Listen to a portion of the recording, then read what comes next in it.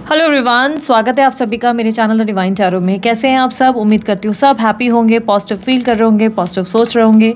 सो आज की जो रीडिंग करने जा रही हूँ ये दिसंबर मंथ का राशिफल है, जिसमें हम आपकी लव लाइफ, हेल्थ, आपके करियर, आपकी ओवरऑल पर्सनल जो है एक तरीके से रीडिंग करने वाले हैं दिसंबर मंथ की आपकी राशि के अनुसार। इस रीडिंग को sun sign, moon sign, rising sign जैसे चाहें वैसे देख सकते हैं, डेट ऑफ बर्थ के हिसाब से देख सकते हैं, नाम के अनुसार देख सकते हैं, जैसे चाहे जैसे आपको पसंद है वैसे देख सकते हैं। ठीक है, ये रीडिंग जेंडर स्पेसिफिक बिल्कुल नहीं होगी, थी था यानी कि स्त्री पुरुष पे फोकस ना करें। आपको अच्छे से पता है आपका जेंडर क्या है, इसलिए कंफ्यूज ना हो जाए और सिर्फ एनर्जीज पे ध्यान दें। ठीक है, उसके अलावा मेरे रिलेटेड कोई जानकारी अगर आपको चाहिए, कोर्सेज रिलेटेड, इंस्टाग्राम के पोस्ट रिलेटेड या मेरे FB अकाउंट रिलेटेड या मेरे दूसरे चैनल रिलेटेड, सभी जानकारी आपको डिस्क्रिप्शन बॉक्स और स्क्रीन पर मिल जाती है। उसके अलावा अन्य ये जानकारी मैंने और कहीं मेंशन नहीं की है। ठीक है, सो जल्दी जल्दी अब अपनी रीडिंग को शुरू करते हैं। एक एक राशि में आप लोगों के लिए पोस्ट करूंगी। अगर पसंद आए तो लाइक, शेयर, सब्सक्राइब करने में बिल्कुल कंजूसी ना करें, ढेर सारा प्यार दें और क्लेम करने के लिए कमेंट बॉक्स का इस्तेमाल करें। I claim this energy, thank you so much universe. आपको एक अच्छा एक्सपीरियंस चाहिए तो आप इसकी स्पीड बढ़ा सकते हैं वीडियो की, ताकि आप फास्ट सुन सकें, क्योंकि मैं थोड़ा सा आराम से रीडिंग करने वाली हूँ।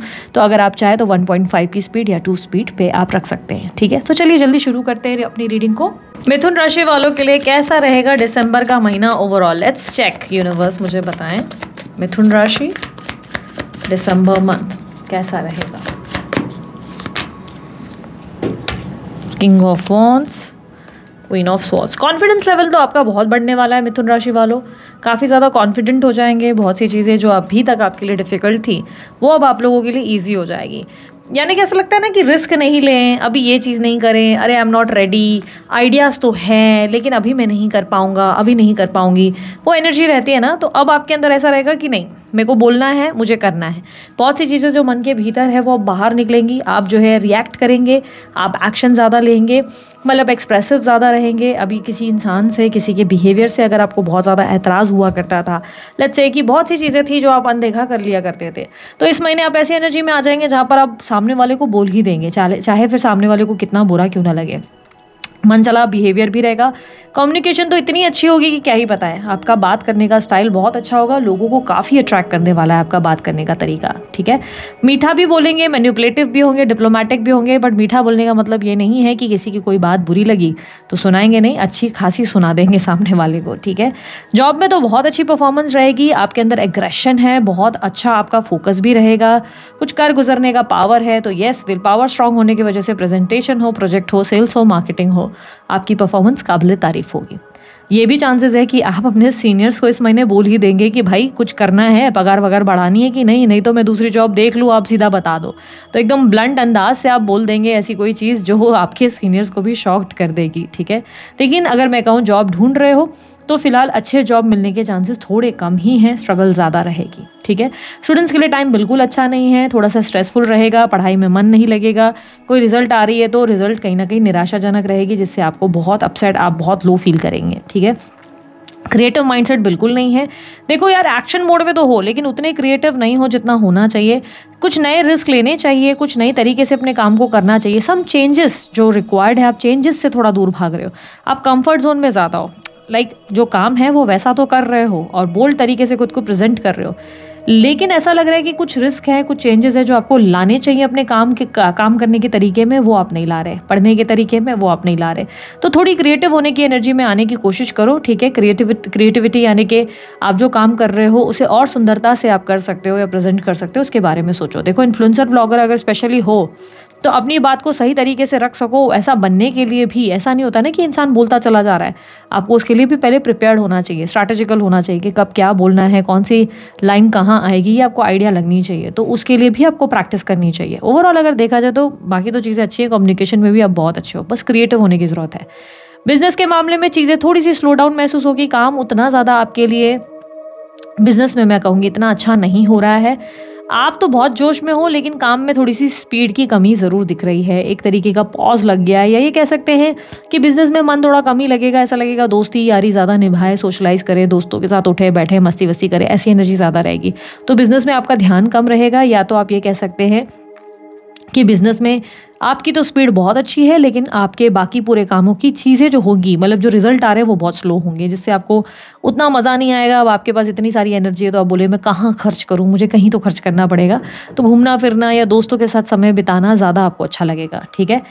यहाँ पर अगर मैं बात करूँ आपके लिए घर परिवार का माहौल अगर देखा जाए तो थोड़े से एग्रेसिव रहोगे आप, तो घर में किसी को हो सकता है उल्टी सीधी आप सुना दो बहुत ज़्यादा। स्पेशली भाई बहनों से झगड़े होने के चांसेस तो आपके बहुत स्ट्रांग हैं। भाई बहनों से झगड़ा हो सकता है, नेबर से झगड़ा हो सकता है, बिना वजह किसी पड़ोसी के साथ बहस हो सकती है आपकी।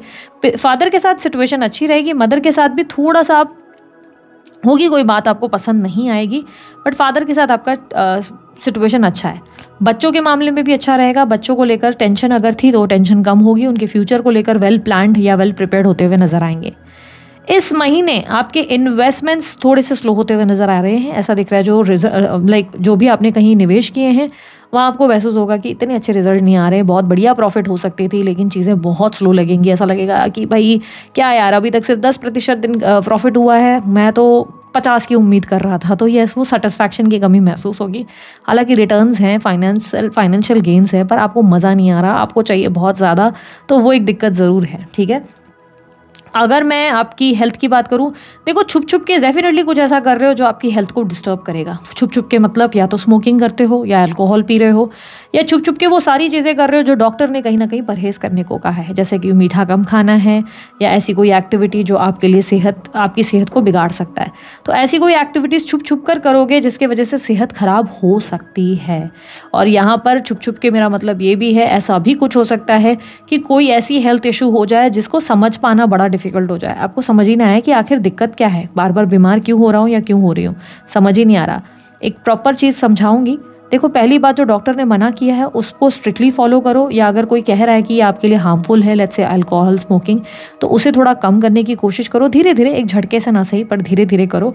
दूसरा, अगर आपको समझ नहीं आ रहा कि हेल्थ इशू क्या है तो proper full body checkup definitely इस महीने जेमिनी राशि वालों, मिथुन राशि वालों एडवाइस है फुल बॉडी चेकअप डेफिनेटली कराओ, क्योंकि इस महीने कोई ऐसी हेल्थ इशू निकल आएगी जो आपने सोची भी नहीं। मतलब मैं बहुत कोई बड़ी बीमारी की बात नहीं कर रही हूँ, आपको डरने की ज़रूरत नहीं है, लेकिन कोई ऐसी हेल्थ इशू, क्या मतलब ये हो गया कि आप हो सकता है कि सिर्फ विटामिन डी लिए जा रहे हो क्योंकि आपको लग रहा है कि भाई विटामिन डी पे ज़्यादा फोकस करना है, बोन्स वगैरह बनानी है, ये करना है वो करना है, या आप प्रोटीन पे ज़्यादा फोकस कर रहे हो, लेकिन आपको पता चलेगा कि पता नहीं क्यों आपने डी पे फोकस किया, पता नहीं क्यों आपने प्रोटीन पे फोकस किया, पर मैटर कोई और था, मैटर कोई और प्रॉब्लम थी आपके अंदर, कोई और हार्मोनल चेंज था जो आपने ध्यान ही नहीं दिया।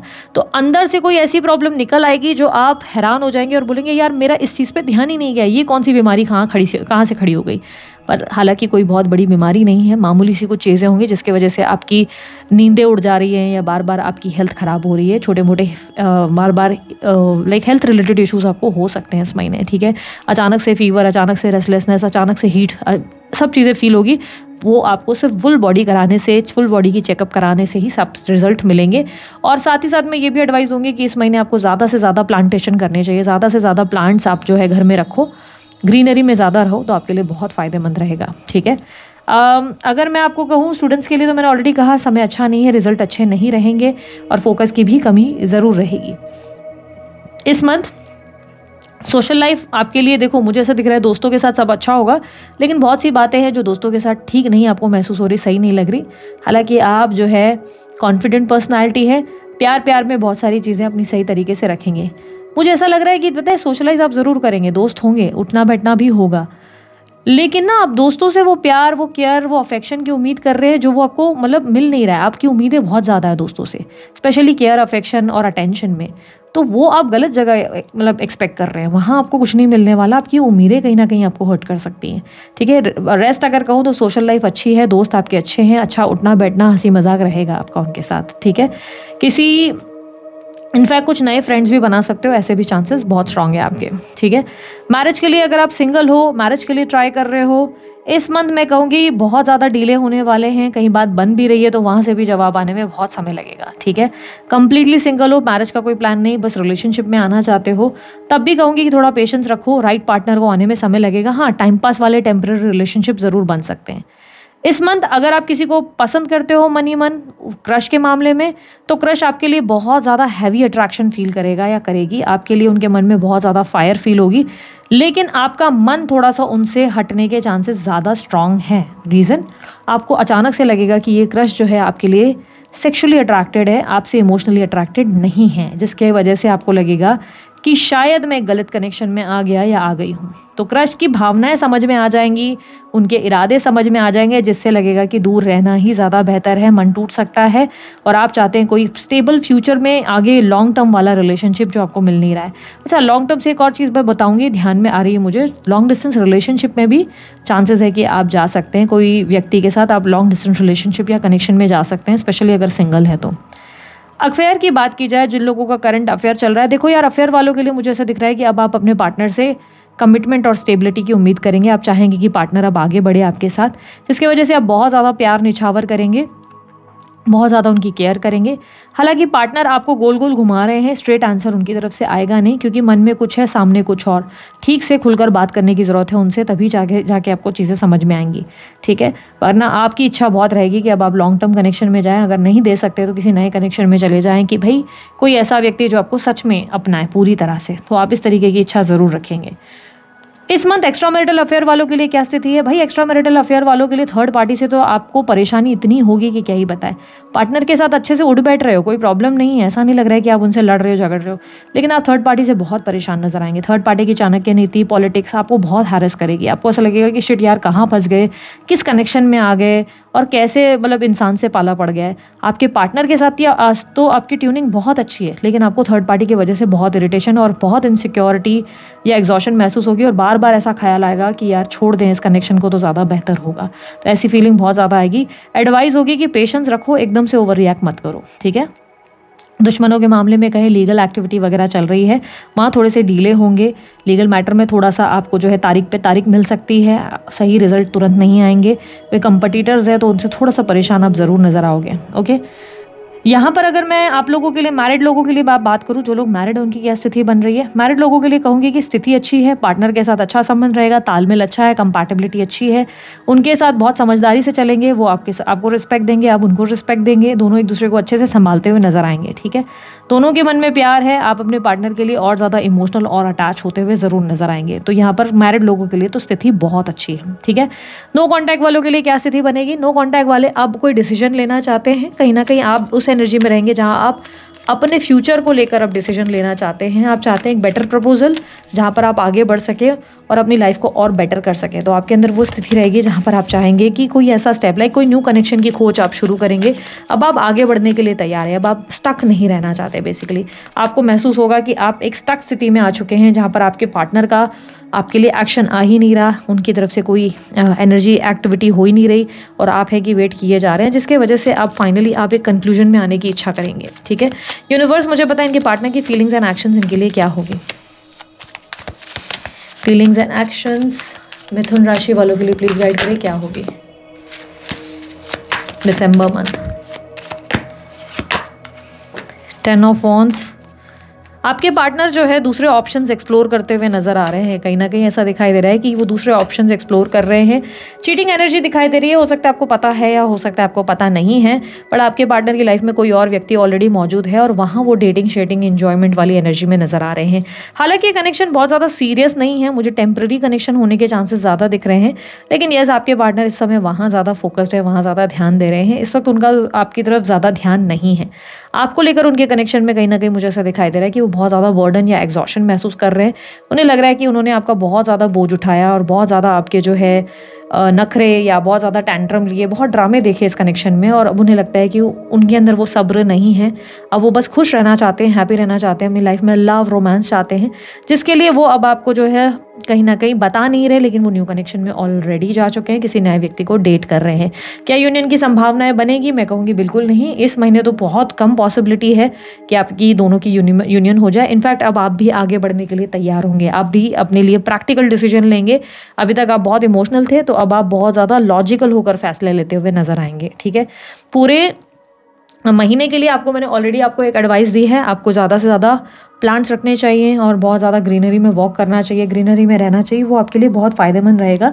ग्रीन कार्ड वीज़ा रिलेटेड या आपके डॉक्यूमेंटेशन रिलेटेड कोई काम है तो उसमें आपको अच्छी खासी सक्सेस मिलेगी, ठीक है। इस महीने का मूल मंत्र पेशेंस रखना है, सब्र से काम लेना है, एकदम से झटके से कोई भी एक्शंस नहीं लेने जिसमें बाद में आपको लगे कि यार यहाँ तो मैंने ज़्यादा कर दिया, ठीक है। सो दिस इज़ इट, ये थी आप लोगों की रीडिंग अच्छी लगी लाइक शेयर सब्सक्राइब कीजिएगा, ढेर सारा प्यार दीजिएगा। उसके लिए मैंने कोई जानकारी चाहिए डिस्क्रिप्शन बॉक्स और स्क्रीन पर आपको मिल जाएगी। अभी के लिए इतना ही, मैं चलती हूँ, अपना ध्यान रखें, मुस्कुराते रहें, बाय, टेक केयर, ओम साई राम।